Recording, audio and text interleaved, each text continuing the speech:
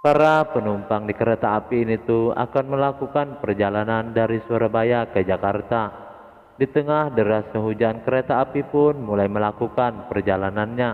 Namun pas di tengah perjalanan menuju Jakarta, kereta api yang mereka tumpangi tiba-tiba terhenti di dekat hutan setelah menabrak sesuatu dan entah apa itu.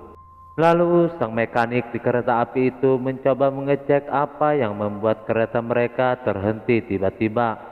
Setelah diperiksa, dia menemukan seekor rusa yang sudah mati tertabrak kereta mereka. Namun ada yang lain di hutan itu yang mana dia langsung menyerang sang mekanik hingga tewas.